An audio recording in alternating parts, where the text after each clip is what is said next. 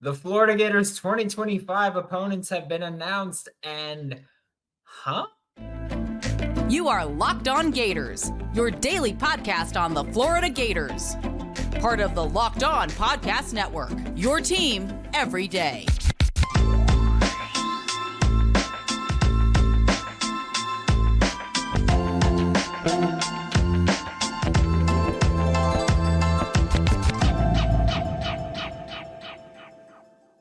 Hello and welcome back to another episode of Locked On Gators, part of the Locked On Podcast Network, your team every day. Thanks for making Locked On Gators your first listen of the day. We are available daily and free wherever you listen to the podcast. Happy Thursday. I'm Brandon Olsen. Find me on Twitter at WNS_Brandon. Find my written work with Giants Country and NFL 33.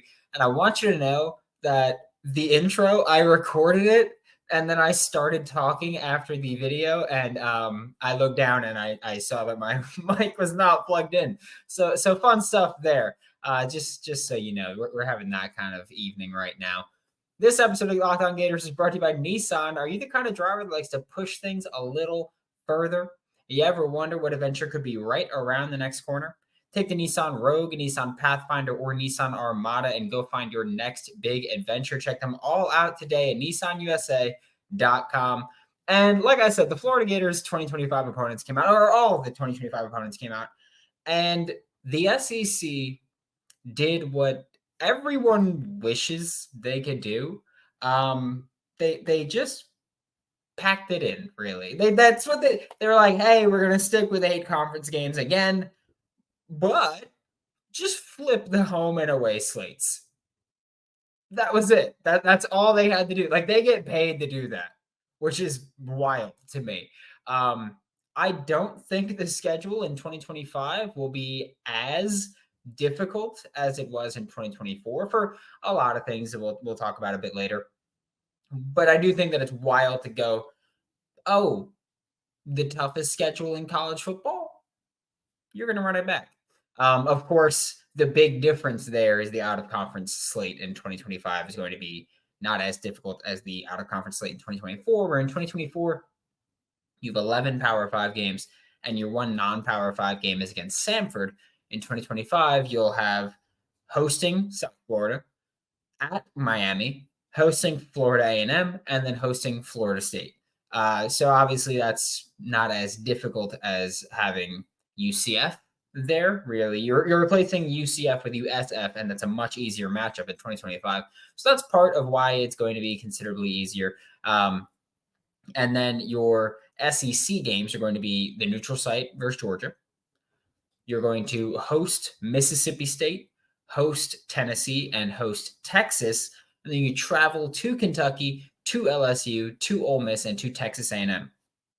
7 home games, 1 neutral game, and 4 road games in 2024. And 2025 is 6 home games, 1 neutral, 5 road. But that one road game one of the road games is at Miami.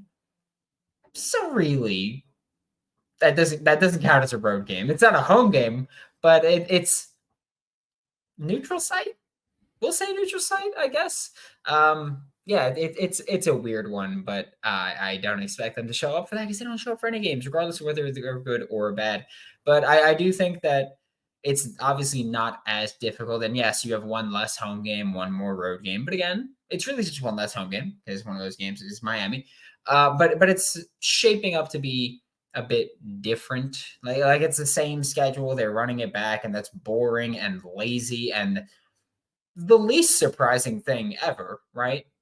The SEC just phoning it in and just going, just run it back. But it's also one of those things where, again, your out-of-conference schedule is kind of what made 2024 really difficult. 2023 as well with Utah. Like, this is the first year in a while, if I'm not mistaken, that Florida doesn't have the out-of-conference Power 5 opponent that's not Miami or Florida State, where you have those rivalry games. Florida State's obviously every year. Miami is this year, and next year you got the home and home. But you don't have Utah Like that's not a thing where you're playing like an elite Power 5 program or a very good Power 5 program. You're playing Miami, who could be very good. We'll see. We'll see. But it is also difficult when you talk about just gauging this rebuild that Florida is still working through. Because let's just be honest, there is a possibility that Billy Napier is not the head coach of the Florida Gators in 2025, in which case this would be the schedule or the opponents, not even the schedule, because we don't know who's playing at what, or we don't know when most of these games are being played.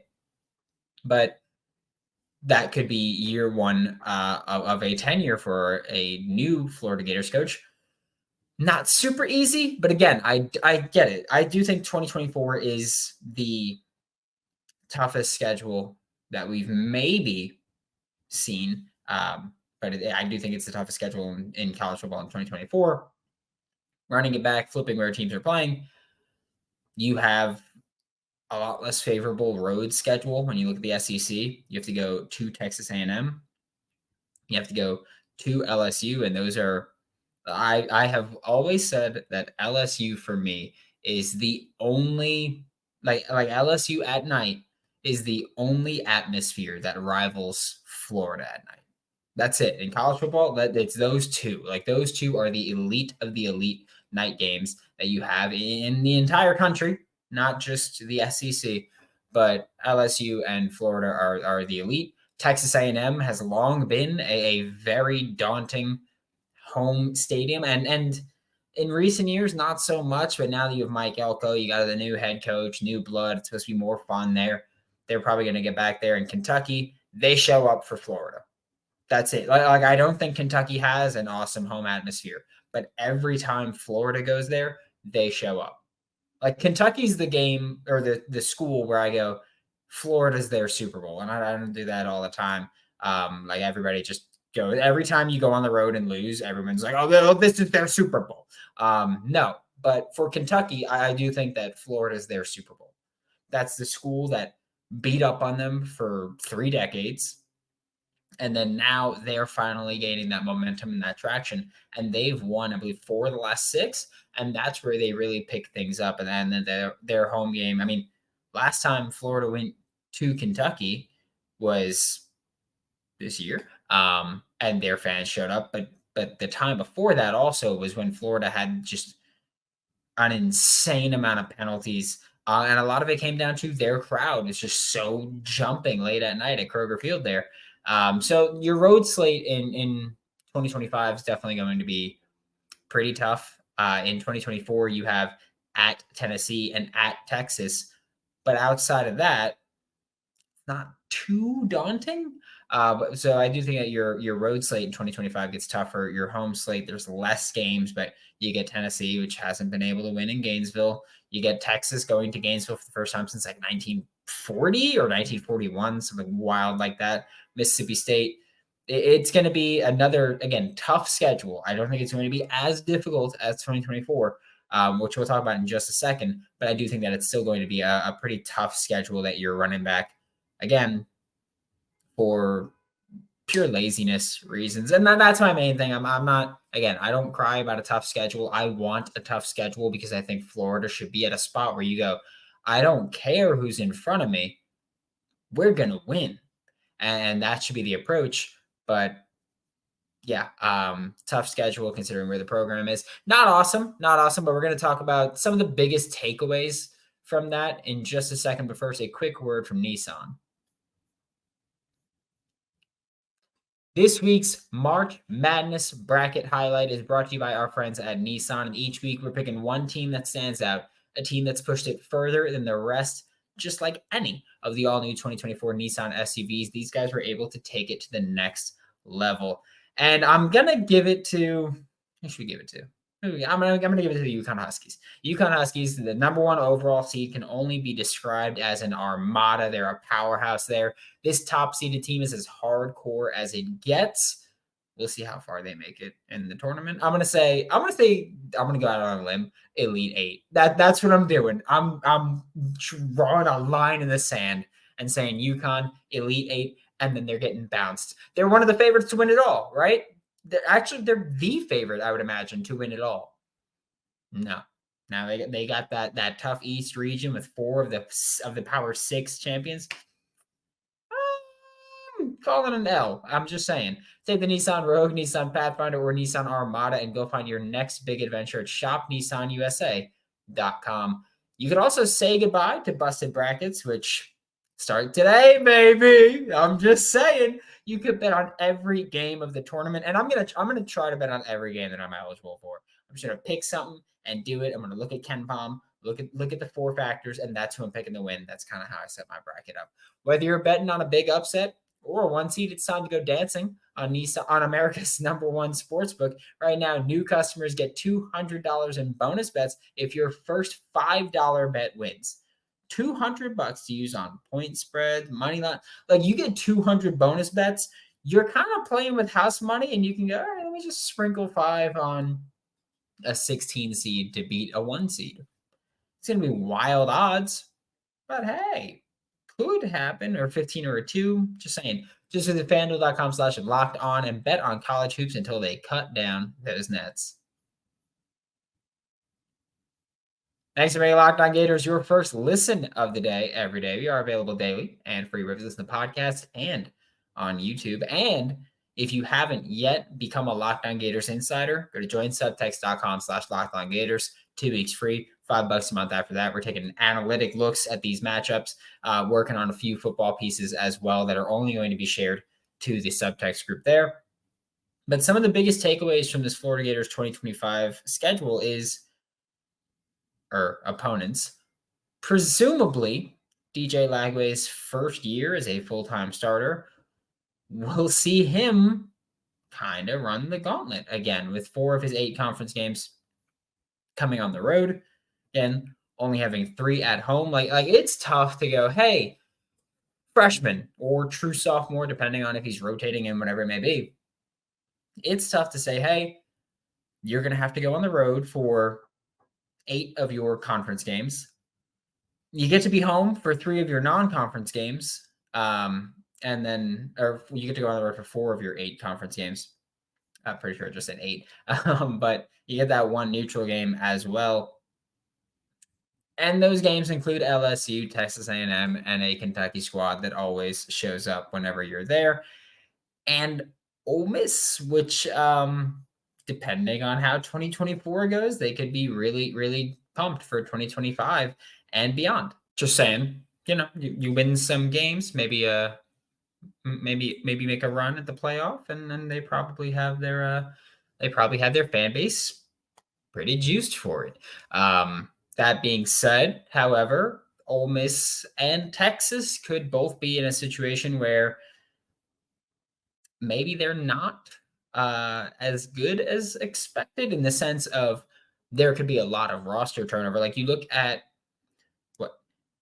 Texas could be one, Ole Miss could be one, Texas A&M could be one of schools where, and Miami as well, again, and Florida State as well, again, where you're looking at these teams and maybe looking at a new starting quarterback as well from the Power 5 slate. I'm not going to pretend that I've watched FAMU or USF, and I'm not super concerned about Mississippi State there, and Tennessee will have Nico back, I believe, for at least 1 more year after this. But they could be looking at replacing their starting quarterback. LSU, if Garrett Nussmeier works out, which we'll see if he works out and he goes to the NFL, or if they go to the transfer portal and try to bring in another new starter, or if they have Colin Hurley, I believe, is there, and he could be the next guy there. Could be looking at a lot of teams with replacing their starting quarterback, where that's one of the big things for 2024 is that you look at a LSU is replacing Garrett Nussmeier, Jaden Daniels is gone. Look at Tennessee, Joe Milton is gone, Nico is going to be starting. But you look at Texas, they got Quinn Ewers coming back. And, they're going to be replacing quite a bit at receiver, running back. They've still got their starting quarterback. That's one of the big selling points for why Florida could surprise people, is having year 2 of a starting quarterback in your same system could be dangerous. Ole Miss having Jackson Dart come back. year 2 of a starting quarterback in your same system could be dangerous. Texas A&M this year is different, where Connor Wegman will not be playing in the exact same offense that he just played in when he was last healthy. And so you're talking about, well, yeah, he's coming back, but a little bit different situation there. But for 2024, that's the big selling point, for me at least, of why I think Texas and Ole Miss are so dangerous this year, is that they've got their starting quarterbacks, their damn good starting quarterbacks, coming back for another year. Where for Florida, not only are you going to be replacing your starting quarterback, but you'll have teams that will be replacing them. And that's one of the reasons where I look at the schedule and I go, yeah, it's certainly it's certainly still a tough schedule, but I'm not as concerned with it because of that. And also, like, looking at Ole Miss, regardless of whether or not Jackson Dart ends up coming back or whatever it may be, they're probably going to have a ton of roster turnover because they attacked the portal this year better than anyone. I do think that, for me, Ole Miss did the best job in the transfer portal this year. Just with what they brought in, I know, yes, they lost some damn good football players, but you look at what they brought in high school, they didn't bring in a ton. They were kind of just like, all right, yeah, sure, like, we care, but like, not really. But then you look at what they did in the transfer portal. They brought in a starter in Logan Diggs, probably a running back or Ulysses Bentley is probably going to be there, but running back 2 in Logan Diggs. But you brought in Walter Nolan, was a huge addition on the defensive line. Princely Manuelan, huge addition on the defensive line. Yam Banks, someone that we talked about on this show of Florida is pursuing him. They brought him in, didn't get him, right? Trey Amos, another name where probably going to be a starter immediately. Juice Wells from South Carolina, probably going to be a starter immediately. Chris Paul Jr. defensively, probably going to be a starter immediately. Like Ole Miss brought in a ton of guys that are kind of one-year rentals. And so that's why I don't think in 2025 they're going to be as scary as they are in 2024. Because 2024, they've got the returning QB, same system, and a ton of defensive juice added in, as well as Juice Wells at receiver. But for 2025, not so much. Texas, they did a good job as well in the portal. Not going to have Quinn Ewers. I'm not super convinced that Arch is going to be the second coming, the guy who's so good he doesn't want to be in EA Sports college football. Come on now. Which, by the way, I will be streaming. I think I'm going to go for 2 dynasties and a player career, but I don't know if they're calling it Road to Glory this year. But we will be streaming those. So if you go to the Whole Nine Sports YouTube channel, that's where I'm going to be streaming gaming content. Also going to be doing some, I think, baseball. I'm gonna stream some of the MLB The Show because I do play a lot of Diamond Dynasty. So you're going to be streaming some of that. Haven't played ranked seasons yet. I think I'm going to wait to stream to play that. But just saying that if you want to go follow Whole Nine Sports, and we're going to get into that on YouTube, we're going to be doing that. It's going to be a lot of fun. But yeah, I can't believe Arch. But anyway, I do have some issues with the schedule. Some complaints about the SEC with their scheduling, and we're going to talk about that in a minute. But first, we're going to get a quick word from Fire TV.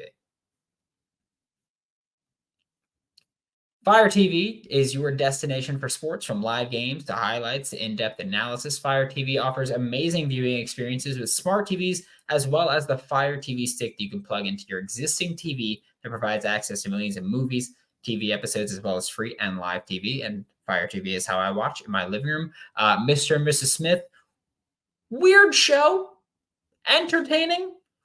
Weird show, felt a little inconsistent at some things, but hey, it was fun, and I promise you, I will be watching a lot of March Madness there, whether it's opening weekend for baseball or the college basketball tournament. You're going to want to have a Fire TV. Fire TV recently created Fire TV channels to deliver a constant supply of the latest videos from your favorite sports brands, all for free. That includes all of us at Locked On and most of the big pro leagues and college conferences as well. So whether you're looking for game analysis and highlights, whether you're looking for March Madness, the NBA, the MLB, which opening day was officially yesterday, but yeah, it's going to basically wait another week. wild stuff. Not to mention great news, entertainment, gaming, saying cooking, travel videos as well. Check out Fire TV channels on Fire TV and Alexa devices. And if you haven't checked out Fire TV channels, you should. Trust me on this. I don't lie. I don't lie. To learn more, visit amazon.com/lockedonfiretv. To wrap up today's episode of Locked On Gators, I just wanted to spend a few minutes picking a bone with the SEC for a couple of the scheduling things here. And I do mean a couple. I have two main complaints here. First, Florida is hosting Texas A&M in 2024. Florida is traveling to Texas A&M in 2025. This year's matchup will be the 5th time they play. Next year's matchup will be the 6th time they've played since Texas A&M joined the SEC in 2012. However, this year will be in Gainesville. Next year will be in College Station. This year will be just the 2nd time that Texas A&M has traveled to Gainesville. So that means that when 2025 rolls around, of the 6 matchups, only 2 will have been in Gainesville. And I don't know about you, but math ain't math in there, especially for the SEC who wants to go, oh, we'll just flip the home and away team, and we'll just call that one a day. We'll just call it a day. So now you want to just care about, oh, we'll just flip the home and away slate and call that. But when it comes time to, well, what about evenly distribute? Like, Florida could have just hosted Texas A&M again.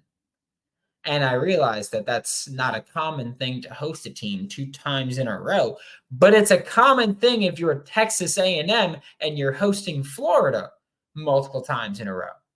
You're making Florida travel multiple times. And I don't know what it is. If they're just like, hey, we know the Swamp's going to show up, we'll give Texas A&M a big game to get them going there.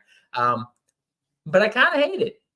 I feel like that should be a thing where it should be relatively very even between who's home, who's away.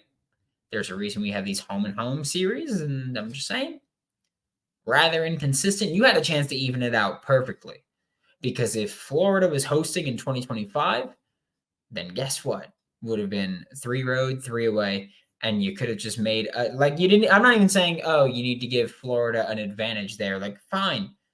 Put them at Mississippi State again. Put them at Tennessee or Texas again, or not Texas, but put them at Mississippi State or Tennessee again. Sure. But seems weird to go, oh yeah, we just refuse to make Texas A&M travel to Florida for whatever reason. And then I also have to say, this one's not necessarily me saying that they were lazy or bad, but I was really hoping for a 2025 Auburn matchup. I was. I was really hoping. Like, I feel like in the past year or 2, we've kind of seen more overlap between the Florida and Auburn fan bases. In basketball, we've seen them play in the SEC championship just earlier this week. They've had some pretty good matchups. Like 2022, you had Walker Kessler versus Colin Castleton, and that was really fun to see. Which, again, obviously you didn't have that in 2023, or 2021, you had Walker Kessler and Colin Castleton, and that was really fun to see.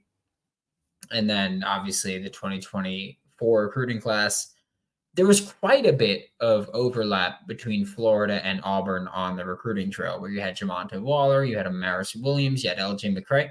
They were going at it a lot. You could even talk about Favor Edwin was an offensive lineman that both schools were in on. And now in 2025, now we spent last week, we spent the day with Brian Smith talking about 3 guys who Florida and Auburn are all battling for recruiting wise. And even earlier this week, I believe there was one of the players that we spoke about that Florida and Auburn are going to be, are in the competition. They aren't the competition. It's not just those 2, but we've seen a lot of overlap off the football field lately. And so, I don't know. I'm just hoping that you see an on-field thing. So that's just me personally. It's not me saying that the SEC screwed the pooch on this one. But just with all the overlap we've seen, and I get it, it's a tough ask to ask the SEC to like do their jobs and make fun, good schedules. Because of course they just went run it back, just flip who's home, who's away. But after this season, the Florida Gators and Auburn will be, or Auburn will be the team that's been the longest since they've played Florida in the SEC. Because it would have been since 2019, banger of a game. And I do feel like, obviously, they haven't played frequently, but you could even go back to all the way with Cam Newton, Florida, then Auburn. They haven't played much recently, but I do feel like in their last few matchups, we've seen some absolute bangers out of Florida and Auburn. So I was really hoping to see that matchup. Obviously, of course, there's also Locked On Auburn. Zach Blackerby is a very good friend of mine, and I want to talk trash to him, and you're not giving me the opportunity to do it. I just want to say that, like Ron Roberts, Florida took Ron Roberts from Auburn. More overlap there. We aren't getting a game, and it upsets me. But Florida and Auburn haven't played since 2019. Florida and Mississippi State haven't played since 2018, but that obviously ends this year. And then, so after this year, Auburn will be the SEC team that Florida has not played in the longest. I'm not including Oklahoma since they just got here. So we're not going to be like, oh yeah, it's been so long since they've had that SEC matchup. So I just want to say I was really hoping for an Auburn matchup. Disappointed that there isn't one. But overall, yeah, it's a tough schedule. It's not going to be as tough as 2024. And should Billy Napier make it through 2024 and be entering year 4 in 2025 with the recruiting, the portal, Florida should be in a pretty good spot to have a significantly better 2025 season. Thanks for making Locked On Gators your first listen of the day. Every day we are available daily and free wherever you listen to the podcast. We'll be back tomorrow as we will know who Florida's playing in March Madness. And we will be covering that first round matchup. Going to be a hell of a weekend. And hopefully Florida will make it through this weekend. But again, even if you do win tonight, or even if you do win on Friday, gonna have to face probably Marquette on Sunday. Could be a tough one. For Locked On Gators, I'm Brandon Olsen. Don't forget to follow me on Twitter at WNS_Brandon. Find all my written work with Giants Country and NFL 33, and I will see you all next time.